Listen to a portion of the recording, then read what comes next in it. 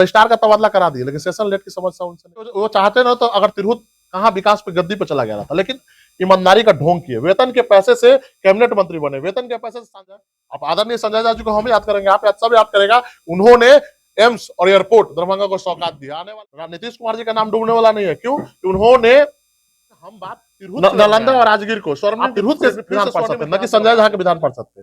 आप इंडिपेंडेंट भी जीते थे। आप जानते हैं कि देवेश बाबू 2 बार इंडिपेंडेंट चुनाव जीते। जब आप वोट मेरा, ताकत मेरी, स्नातक वोटर्स हम, और बात करेंगे आप नीतीश कुमार की, जब बिहार में होने वाले तिरहुत स्नातक उपचुनाव के दौरान यह बयान स्पष्ट रूप से राकेश रोशन की तिरहुत स्नातक उपचुनाव में मजबूत दावेदारी और उनके उद्देश्यों को उजागर करता है। उनका फोकस क्षेत्र के विकास, जनता के अधिकारों की रक्षा और स्थानीय मुद्दों को प्राथमिकता देने पर है। राकेश रोशन ने जिस तरह से पूर्व जनप्रतिनिधियों और पार्टी समर्थित प्रत्याशियों की आलोचना की है, वह यह दर्शाता है कि वह मौजूदा व्यवस्था से असंतुष्ट है और उसमें बदलाव लाने का वादा कर रहे हैं। बाहरी उम्मीदवारों को प्राथमिकता देने और स्थानीय कार्यकर्ताओं की अनदेखी के मुद्दे को उठाकर उन्होंने जनता के बीच अपनी मजबूती को और भी स्थापित करने की कोशिश की है। उनका यह कहना है कि वह किसी पार्टी के आदेश का पालन करने की बजाय पूरे समाज का प्रतिनिधित्व करेंगे, उन्हें एक स्वतंत्र और जनता समर्थित उम्मीदवार के रूप में पेश करता है। ऐसे में यह देखना दिलचस्प होगा कि उन्हें जनता का कितना समर्थन मिलता है और वह अपने वादों पर कितना खरे उतरते हैं। धन्यवाद। आप सब आए। भारतीय निर्वाचन आयोग की प्रक्रिया के तहत आज उपचुनाव हो रहा है तिरहुत में। इस चुनाव में मेरे द्वारा नामांकन कर दिया गया था। आज स्क्रूटनी था। उस स्क्रूटनी में हम लोगों का पूरी तरीके से जो पेपर चाहिए था, हम लोगों में कोई ड्रॉबैक नहीं निकला और हम लोग पूरी तरीके से उम्मीदवार के तौर पर अब स्थापित हो गए। जहां तक भारतीय निर्वाचन आयोग के माध्यम से चुनाव की प्रक्रिया या दलगत चुनाव से ऊपर उठकर है। इसमें आप देखते हैं कि उम्मीदवार के ईमानदारी से जो प्रयास किए गए हैं, संघर्ष किए गए हैं, उनके द्वारा जो काम किए गए हैं, उनके द्वारा जो एजेंडा पेश किए गए, इसके आधार पर चुनाव होता है। उम्मीदवार के चेहरे पे वरीयता का क्रम से वोट दिया जाता है। अगर उम्मीदवार अपनी बातों को मजबूती से रख पाया तो लोग अपने हिसाब से 1 नंबर 2 नंबर की वरीयता से वोट देते हैं। लेकिन इस चुनाव को पूरी तरीके से पंगु बना दिया गया है। इसमें आप दलगत राजनीति में लोग अपने आप को अपने आकाओं के माध्यम से समर्थन लेकर चुनाव में आ जाते हैं और इस चुनाव की जो खूबसूरती है उसको खत्म कर देते हैं। इस चुनाव में तिरहुत स्नातक मतदाताओं की बात करनी है, उनके समस्याओं के लिए बात करना, उनके बेरोजगारी के लिए बात करना, कैसे उनको हम उनके लिए रोजगार का सृजन कर सके। इन परंपराओं के तहत हम सदन में जाकर उनकी आवाज को उठाए। लेकिन हुआ क्या है कि पूरी तरह विपरीत हुआ है। दलगत राजनीति हावी होकर लोग अब सिर्फ अपनी आकाओं की बात करते हैं, दल के बड़े बड़े आकाओं की बात करते हैं, उनका गुणगान करते हैं और उनके परिक्रमा करके अपनी भलाई खोजते हैं, न कि तिरहुत स्नातक मतदाताओं का भलाई करते हैं। आप देख लीजिए, तिरहुत स्नातक क्षेत्र का चुनाव लंबे वर्षों से 50 वर्षों से हो रहा है, पर आप जिन लोगों ने चुनाव जीत कर यहाँ से गए, आज तक कुछ नहीं किया और लंबे पीरियड तक काम किया। जैसे रामकुमार बाबू जी चुनाव जीते, उन्होंने एक वर्क काम नहीं किया, अपने परिवार को कहाँ ले गए। आज देखिए 1000 करोड़ के लाइट वर्क में आ गए। अब देखिए आदरणीय देवेश चंद्र ठाकुर जी चुनाव जीत गए और 4 बार चुनाव जीते, 24 साल रहे, लेकिन उन्होंने क्या किया। अब देखिए तो अपने योजनाओं तक का सही से वितरण नहीं किया। अब देखिए एक प्रखंड में उनकी योजनाओं कम से कम 1.25 करोड़ की योजना होनी चाहिए, लेकिन उन्होंने नहीं किया। वो पूरी तरह तिरहुत को दुर्दशा में बदल दिया।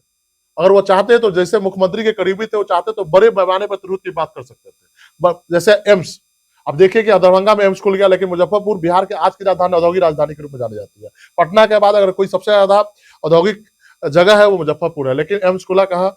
दरभंगा में। ठीक है, एम्स खुला दरभंगा में, हमको कोई दिक्कत नहीं है, लेकिन एयरपोर्ट फिर कहाँ खुला? दरभंगा में। तो तमाम तरह की जो बड़ी योजनाएं थी, जो रोजगार के सृजन की योजनाएं थी, वो कहाँ चले गई? ताकतवर लोगों के हाथ में चली गई। जैसे आदरणीय नीतीश कुमार जी सही मायनों में विकास पुरुष है, लेकिन विकास कहाँ किया? नालंदा और राजगीर और गया में। पूरी एजेंडा सेट है कि हमको आने वाले वर्षों में हमको लोग कैसे याद रखे। हमको वो काम नहीं करना है जो पूरे संपूर्ण बिहार की करना, सिर्फ बातें करनी है संपूर्ण बिहार की। और जो व्यक्ति, आप ही बताओ, जो दल समर्थन कर रहे हैं, जिन नेताओं को आप बात करिए उनसे कि क्या प्रशांत किशोर जी संपूर्ण बिहार छोड़ के तिरहुत की बात करेंगे? क्या आदरणीय नीतीश कुमार जी संपूर्ण बिहार छोड़ के तिरहुत की बात करेंगे? आदरणीय तेजस्वी यादव जी संपूर्ण बिहार छोड़ के तिरहुत की बात करेंगे? आदरणीय लालू जी संपूर्ण बिहार छोड़ के तिरहुत की बात करेंगे? नहीं करेंगे। उनको संपूर्ण बिहार से वोट लेना है।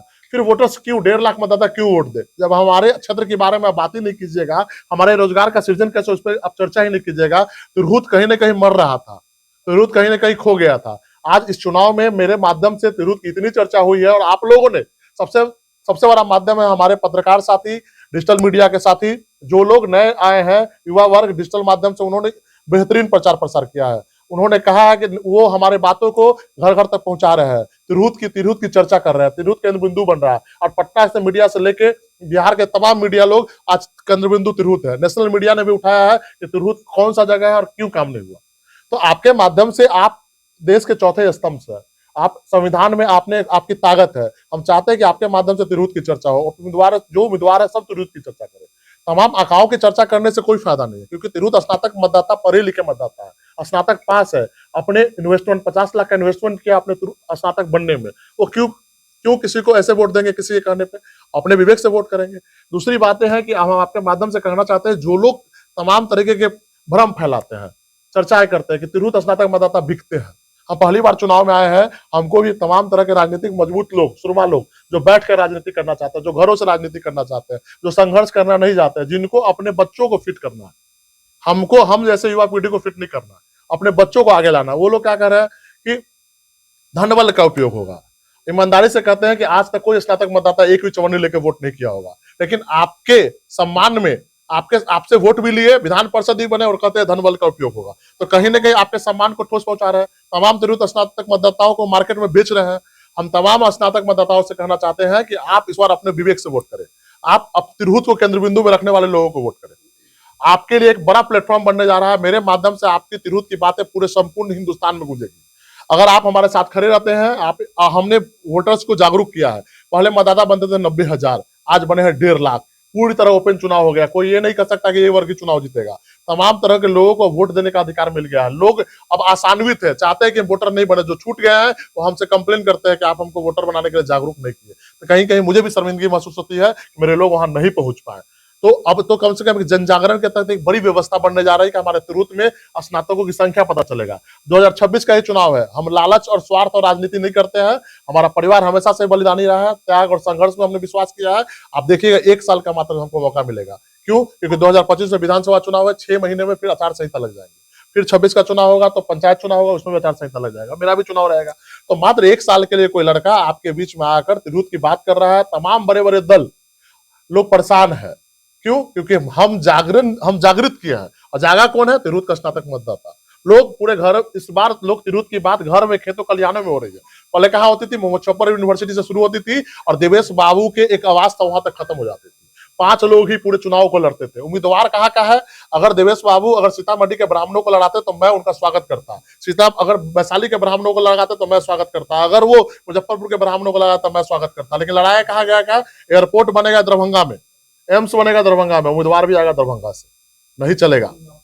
अब युवा वर्ग है, बुजुर्ग वर्ग है, नहीं चाहते हैं। आप पता कर लीजिए, आप आम चर्चा बनी हुई है, नहीं चलेगा। अगर राजद को भी उम्मीदवार नहीं मिला था, नियमतः देखिएगा तो सारे उम्मीदवार बाहरी है। आप पता कर लीजिए पुश्तैनी मकान लोगों का कहाँ है। एकमात्र मैं उम्मीदवार हूं जो मजबूत तरीके से लड़ रहा हूं, जिसका घर कहाँ है? गंगा की गहराई में। हमारे बड़े बुजुर्ग कहते हैं कि गंगा की गहराई से चुनाव हिमालय की तराई तक का है। तो सही में गंगा की गहराई में मेरा ही घर है। हम लोग जो राघोपुर के वासी है, सही में गंगा की गहराई में बसे हुए हैं। जब पानी आता है तो सबसे पहले हमारे यहाँ आता है। तो माँ गंगा हमारे यहाँ विराजमान है। तो ये कहावत हमारे लिए चरितार्थ है कि हम गंगा की गहराई से लड़ने आए हैं और तिरहुत के लोगों को जागरूक करने आए हैं। तमाम तरीके के योजनाओं को हम चाहेंगे कि तिरहुत में लगे। जब एक आवाज, स्वतंत्र आवाज आपके लिए गूंजेगा तो योजनाओं का सही रूप में संचार होगा। जब तक अपनी योजनाओं की चर्चा जनचेतना नहीं बनाइएगा, तब तक आपको कुछ नहीं मिलने वाला है। इसका मैं एक उदाहरण देता हूं। जब बिहारी फर्स्ट की यात्रा चल रही थी तो आदरणीय नेता चिराग पासवान से कहे थे कि जब भगवान राम का, बीजेपी ने भगवान राम के मंदिर बनाने के लिए एक आंदोलन चलाया और बीजेपी आज सरकार में है, अभी माता सीता के मंदिर बनाने के लिए आंदोलन चलाए। तो चिराग पासवान जी मन से कहते थे कि जब हमारी सरकार बनेगी, बिहारी फर्स्ट की सरकार बनेगी, तो माता सीता का मंदिर, भव्य मंदिर बनेगा। लेकिन अब बिहारी फर्स्ट दम तोड़ दिया है। लेकिन एक फायदा हुआ, उससे जनचेतना जागी। आज भारतीय जनता पार्टी की सरकार केंद्र में है। उन्होंने सीतामढ़ी में कॉरिडोर बनाने का वादा किया है और शायद उसका फंड भी सृजन हुआ है। तो आप बताइए, अगर हम जनचेतना बनाएंगे तुरंत में तमाम योजनाओं के लिए, तो हमेशा सरकारें काम करेगी। लेकिन हमारे जो प्रतिनिधि जनचेतना के माध्यम से भी जागरूक नहीं करते हैं, वो परिक्रमा करते हैं। हम तमाम आपके माध्यम से तमाम दलों के कार्यकर्ताओं से अपील करते हैं कि आप भी दलगत राजनीति से ऊपर उठकर इस बार तिरहुत की बात के लिए मेरे साथ आए, तिरहुत के विकास के लिए काम करें। क्योंकि 1 साल का मौका है, 1 साल में पता चल जाएगा कौन कितनी मजबूती से तिरहुत की बात कर रहा है, कौन तिरहुत के विकास की योजनाओं को लिए बात कर रहा है। मैं वादा करता हूं कि तमाम जनप्रतिनिधियों से, मुखिया जिला परिषद पैक्स इन जनप्रतिनिधियों को पूरी तरह से ठगा गया सरकार के माध्यम से। जब आप जाते हैं तो देखिए चुनाव किस एजेंडे पे होती है, बाद में उनको नोटिस भेज के उनके अधिकारों का हनन किया जाता है, योजनाओं खोलने का अधिकार से वंचित किया जाता है, मनरेगा में अधिकारों से वंचित किया, योजनाओं नहीं खोल सकते। मंत्री आते हैं और सर्किट हाउस में धमकाते हैं कि इन योजनाओं पर अगर आप योजना खोलिएगा तो पैसा पेमेंट नहीं करेंगे। कौन होते हैं? मनरेगा की योजना भारत सरकार पैसा देती है, 80,000 करोड़ भारत सरकार दी है मनरेगा में, और बिहार सरकार चाहती है मनरेगा योजना घर घर में जाए। तो कहीं ना कहीं जनप्रतिनिधियों के साथ पूरी तरह से खिलवाड़ किया जाता है। जनप्रतिनिधि किसी एजेंडा पे वोट मांगते हैं, सरकार कोई एजेंडा बना देती है। पिछले बार हमारे जब हम देखे वार्ड सदस्य के लिए बात कर रहे हैं, पिछले बार वार्ड सदस्यों को अधिकार दिया गया था योजनाओं खोलने का और योजनाओं चलाने का। 5 साल के अंदर उनके अधिकारों को छीन लिया गया। जब 1.25 लाख लोगों से आपने 1.25 लाख वार्ड सदस्य 1.25 लाख लोगों से आपने योजनाओं खोलने का अधिकार देकर उनसे फिर अधिकार छीन लिया तो 1.25 लाख लोग बेरोजगार हो गए। पैक्स देख लिया, पैक्स को पूरी तरह से बिहार में पंगु बना दिया गया है। डेली पैक्स के अध्यक्षों पर एफआईआर किया जाता है, कोई योजना उनके हाथ में नहीं। अगर कोई भी व्यक्ति बिहार से बाहर जाता है तो 20,000 की नौकरी करता है। पैक्स अध्यक्ष ऐसी स्थिति में है कि डीलर चला के उनके घर का जीवन यापन नहीं चल पा रहा है। तो स्थिति यही बना दी गई है। आप सेशन लेट की समस्या देख लीजिए, हमारे बच्चे हैं जो 6-6 साल में 7-7 साल में सेशन की ऑनर्स की तैयारी कर पाते हैं, डिग्री मिलता है। जब 7 साल में हम डिग्री लेंगे, 16 से 25 के आयु में ही हम कोई सरकारी नौकरी में बैठ सकते हैं, तो क्यों लिया जा रहा है कि जब इनके पास समय ही नहीं बचेगा, इनके पास उम्र ही नहीं बचेगा तो सरकारी नौकरी में बैठ ही नहीं पाएंगे। तो वैकेंसी आएगी जाएगी, और जो प्लांटेड लोग हैं अपने हिसाब से आप देख लीजिएगा जो जो जो वैकेंसियां निकलती है उसमें मात्र एक समाज का अधिकार क्षेत्र है। आप देख लीजिएगा एक जाति विशेष के लोग सारे संवैधानिक अधिकारों पर बैठे हुए हैं। जो बीपीएससी का अधिकार क्षेत्र है, बीपीएससी के चेयरमैन कौन देख लीजिएगा, आप सिपाही का चेयरमैन कौन देख लीजिएगा। तो तमाम तरह के लोग आप अपने लोगों को बैठाकर पूरे बिहार में गोरख धंधा चला रहे हैं। इसका जवाब कौन देगा? सरकार में मात्र 4 लोग सरकार चला रहे हैं। मुख्यमंत्री जी सही मायनों में स्वास्थ्य रूप से सही नहीं है। हम सब उनके स्वास्थ्य की कामना करते हैं। बिहार के विकास पुरुष हैं, थे और रहेंगे। उनको भारत रत्न भी मिलना चाहिए, लेकिन क्यों? उन्होंने नालंदा और राजगीर में बेहतरीन काम किया, इसके भारत रत्न मिलना चाहिए। लेकिन आप ही बताओ कि वो पढ़ के अपनी योजनाओं के बारे में बताते हैं। कोई व्यक्ति अपने किए गए कामों को पढ़ के बताता है, इसका मतलब क्या है? कहीं ना कहीं वो नेपथ्य में चले गए हैं, उनके सोचने की शक्ति छिन्न हो गई है। और चला कौन रहे हैं बिहार में? कुछ मुट्ठी भर लोग बिहार के सरकार को चला रहे हैं, और भारतीय जनता पार्टी भी देख रही है। भारतीय जनता पार्टी को फायदा है। नीतीश कुमार जी का जब दौर खत्म होगा तो कहीं ना कहीं भारतीय जनता पार्टी को एक बड़ा फायदा मिलने जा रहा है। भारतीय जनता पार्टी को क्यों? कि पार्टी मर्ज कर जाएगी। जो लोग केंद्र में मंत्री बने बैठे हो तो चाहते हैं कि जदयू मर्ज हो जाए और हम केंद्र में बैठे मंत्री बने रहे। और आदरणीय नेता चिराग पासवान जी आपके माध्यम से सवाल करते हैं, गठबंधन की राजनीति के तहत आपने बिहार फर्स्ट बिहारी फर्स्ट को कहीं ना कहीं पंगु बना दिया है। अब हम बिहार फर्स्ट बिहारी फर्स्ट की यात्रा को मजबूती से करेंगे। आदरणीय रामविलास पासवान के सपनों का बिहार बनाने के लिए हम तिरहुत से शुरुआत करने जा रहे हैं, और हम तमाम रामविलास पासवान के शुभचिंतकों से, उनके फॉलोअरों से मांग करते हैं कि आप मेरे साथ लगिए, चुनाव में मेरा भाग, मेरे साथ तिरहुत की बात कीजिए, और आने वाला समय में चिराग पासवान सही मायने में बिहार के भविष्य, लेकिन गठबंधन की राजनीति से उनको ऊपर उठना पड़ेगा। गठबंधन की राजनीति हम सब कार्यकर्ताओं का बलि लिया है, और हम चाहते हैं कि संघर्ष करके मरे, नहीं कि बलि देकर मरे। अब आप देखिएगा चिराग पासवान के साथ जब उनकी पार्टी टूटी तब कितने मजबूती से थे, और इस मजबूती का कारण रहा कि बिहार फर्स्ट बिहारी फर्स्ट यात्रा चली, आशीर्वाद यात्रा चली, चिराग पासवान बिहार का विकल्प बनकर उभरे थे। लेकिन कहीं ना कहीं राजनीतिक साजिशों में फंस गए। उनको कैबिनेट में मंत्री बनना था, ठीक है, उनको भविष्य की ढेर सारी शुभकामनाएं, लेकिन हम अब जमीन पे काम करेंगे। हम तिरहुत की बात करेंगे, तिरहुत के लिए नए विकल्प की तलाश करेंगे, तिरहुत के नए लोगों को जोड़ेंगे, लोगों को मुखिया, जिला परिषद, विधायक, मंत्री बनाने के लिए आने वाले समय में काम करेंगे। हम चाहेंगे कि तिरहुत में तमाम विकास की योजनाएं लगे और तिरहुत फिर से वो खुशहाल तिरहुत बने जो हमारा इतिहास रहा है, वो स्वर्णीय रहा है।